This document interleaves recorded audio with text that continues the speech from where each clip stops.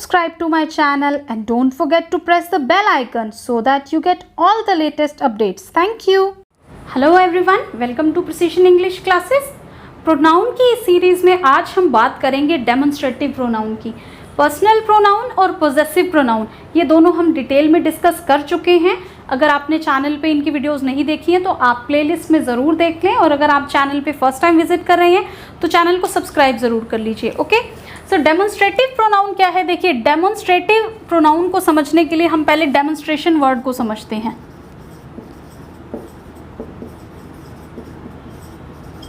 Demonstration का क्या मतलब होता है? प्रदर्शन। ठीक है, जैसे हमने स्कूल में कोई मॉडल बनाया तो हम उसका डेमो देते हैं, उस डेमोन्स्ट्रेशन का ही शॉर्ट फॉर्म है डेमो, मतलब प्रदर्शन करना, उसको दिखाना कि वो कैसे काम करता है। तो डेमोन्स्ट्रेटिव प्रोनाउन क्या होंगे? जो कुछ दिखाते होंगे। सो डेमोन्स्ट्रेटिव प्रोनाउन क्या होंगे? These are the words used for noun. अब देखिए, प्रोनाउन है तो नाउन की जगह पर ही यूज होंगे। ठीक है, किस लिए यूज होते हैं? टू पॉइंट एट समथिंग, किसी भी चीज के तरफ इशारा करने के लिए। ठीक है, जैसे हम कौन कौन से वर्ड्स लेते हैं इसमें? दिस, दैट, दीज, दोज, ये चार मेन वर्ड्स हैं जो डेमोन्स्ट्रेटिव प्रोनाउंस का रोल प्ले करते हैं। ठीक है, अब इसमें दिस क्या है? यह। दैट क्या है? वह। दीज क्या है? ये। दोज क्या है? वो, या हम कह सकते हैं ये सब, वो सब। ठीक है, अब ये तो रहा इनका हिंदी मीनिंग। समझते हैं इनका यूज क्या है। दिस क्या है? यह, कि कोई चीज मेरे पास हो तो हम उसे क्या कह देते हैं कि यह है वो चीज। ठीक है, तो एक तो ये नियर जो हमारे थिंग हो या पर्सन हो, हम उसके लिए यूज करेंगे, प्लस सिंगुलर होना चाहिए। क्या होना चाहिए?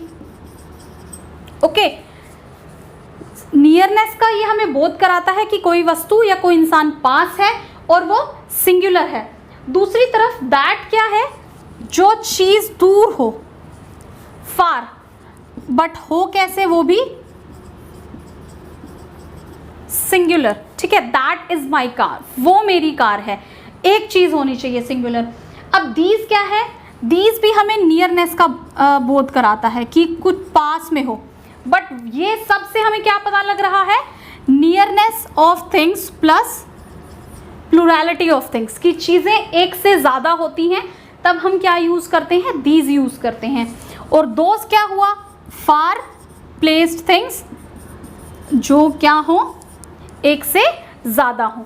ठीक है, तो अब हमें देखने से क्या समझ में आ रहा है कि दिस का प्लूरल दीज है और दैट का प्लूरल दोज है।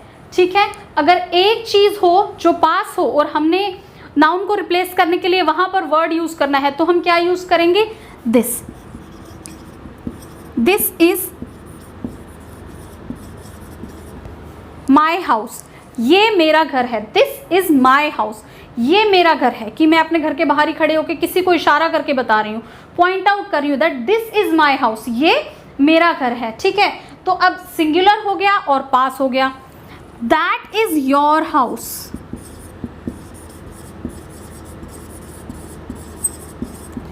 वो तुम्हारा घर है। सिंगल चीज है लेकिन जहां हम हैं वहां से दूर है, तो हम वहां पर क्या यूज करते हैं?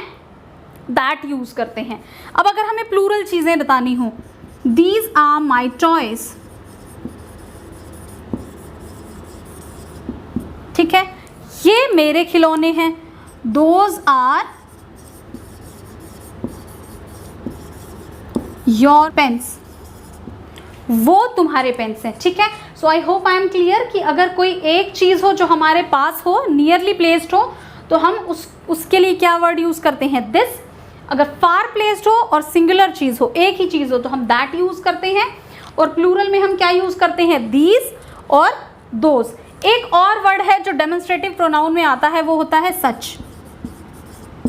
ठीक है, ये चार वर्ड्स हमने समझ लिए। अब पांचवा वर्ड है सच।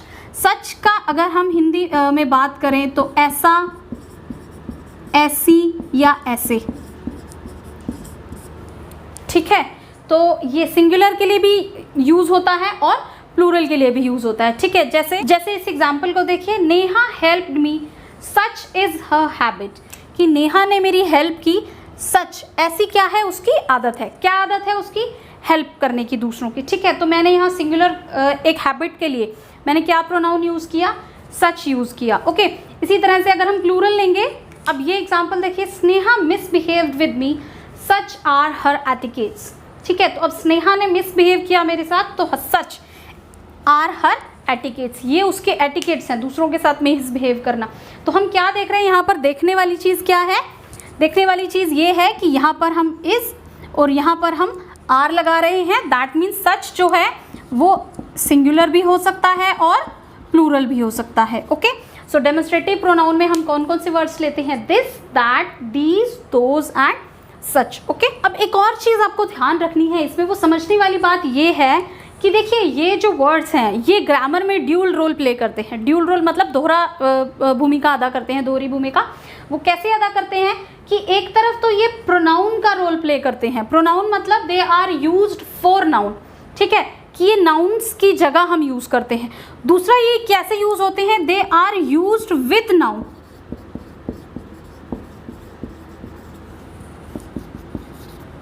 ठीक है।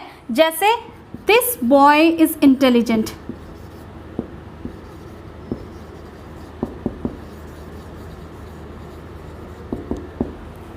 अब इस एग्जाम्पल को देखिए, दिस बॉय इज इंटेलिजेंट, यहां पर बॉय क्या है, नाउन है, और दिस को मैंने नाउन के साथ ही यूज किया। सो इन केस ये वर्ड्स अगर नाउन के साथ यूज होते हैं, if they are used with noun, तो ये नाउन को क्वालिफाई कर रहे हैं कि ये लड़का इंटेलिजेंट है, ठीक है। तो ये उस नाउन को क्वालिफाई कर रहे हैं, उसके बारे में बता रहे हैं, और नाउन को क्वालिफाई करने का काम इंग्लिश में किसका है, एडजेक्टिव का है। So in that case they are called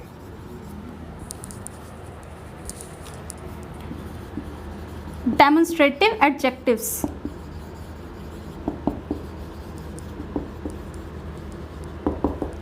okay. So if they are used, if used with noun, then these are called demonstrative adjectives, क्योंकि nouns के साथ यूज होके ये noun को क्वालिफाई करने की काम करने क्वालिफाई करने का काम करते हैं, okay. So I hope I am clear कि ये डेमोन्स्ट्रेटिव प्रोनाउन का रोल कब प्ले करते हैं और डेमोन्स्ट्रेटिव एडजेक्टिव का रोल प्ले कब करते हैं। बहुत इजी है, बहुत इजी है, बिल्कुल आपको सिर्फ बेसिक चीज़ें क्लियर होनी चाहिए। देखिए प्रोनाउन का फंक्शन ही है कि वो नाउन को रिप्लेस करे, तो अगर ये तो नाउन को रिप्लेस कर रहा है तो भैया प्रोनाउन हो गया, और अगर ये नाउन के साथ यूज़ हो रहा है, उसको क्वालिफाई कर रहा है, उसके मतलब में कुछ ऐड कर रहा है कि बॉय इज़ इंटेलिजेंट, कौन सा बॉय, दिस बॉय, ये लड़का इंटेलिजेंट है, तो मैंने क्या कहा, मतलब एक पर्टिकुलर लड़के की तरफ पॉइंट आउट कर दिया, तो ये लड़का नाउन है, उसके साथ यूज़ कर दिया मैंने। तो अगर उस नाउन के साथ ही यूज़ हो गया, तो नाउन के साथ तो हम प्रोनाउन को यूज़ नहीं कर सकते हैं ना, ठीक है। तो अगर हम नाउन के साथ यूज़ नहीं करते हैं तो ये प्रोनाउन, और अगर हम नाउन के साथ यूज़ करते हैं तो ये क्या हो गया, एडजेक्टिव हो गया। अब ग्रामर में हम इन वर्ड्स का यूज़ देखते हैं कि किस तरीके की सेंटेंस स्ट्रक्चर और हेल्पिंग वर्ब्स हमें इनके साथ यूज़ करनी है, ठीक है। तो देखिए अगर हमारे सेंटेंस में दिस या दैट होगा, तब हम उसके साथ क्या यूज़ करेंगे, सिंगुलर हेल्पिंग वर्ब यूज़ करेंगे। सिंगुलर नाउन उसके साथ हो भी सकता है और नहीं भी हो सकता। हमने अभी समझा अगर नाउन होगा तो यहाँ पर ये डेमोन्स्ट्रेटिव एडजेक्टिव बन जाएगा, बट हेल्पिंग वर्ब इसके साथ इन एनी केस क्या यूज़ होगी, always singular helping verb use होगी, ठीक है। और अगर हमारे सेंटेंस में दीज या दोज है, तो नाउन अगर हुआ तो वो हमेशा इसके साथ प्लूरल नाउन होगा, और हेल्पिंग वर्ब हमेशा हम क्या यूज़ करेंगे, प्लूरल हेल्पिंग वर्ब यूज़ करेंगे, ठीक है। और अगर हमारे सेंटेंस में हुआ सच प्लस उसके साथ हुआ नाउन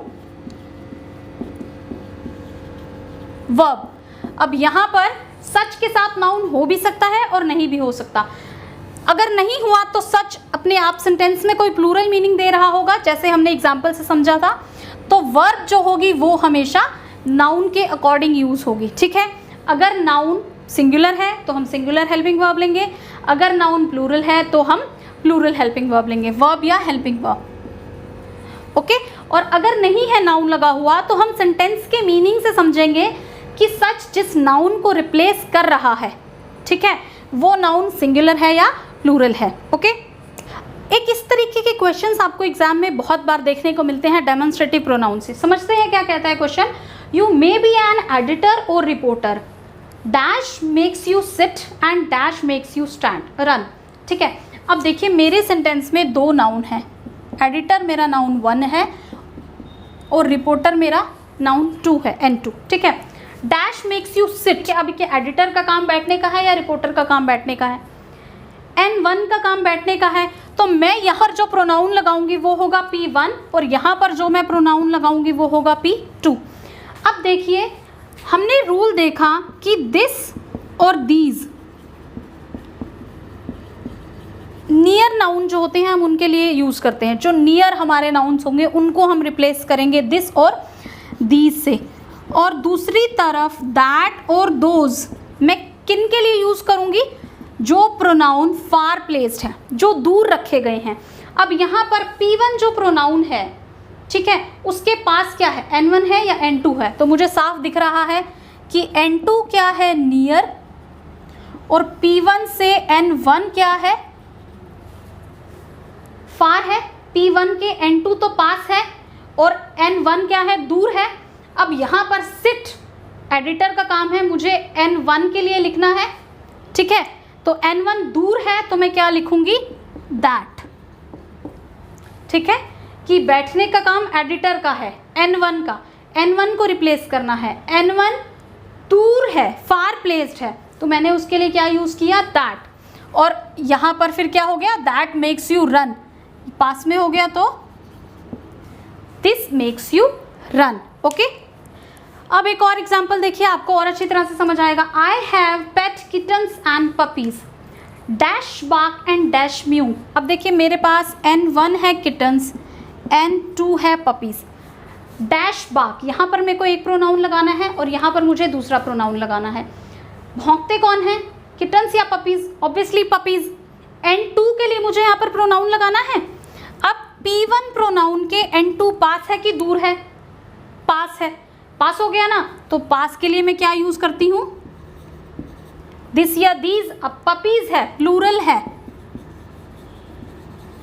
तो मैं क्या लगाऊंगी? दीज लगाऊंगी। These bark and those mew, okay.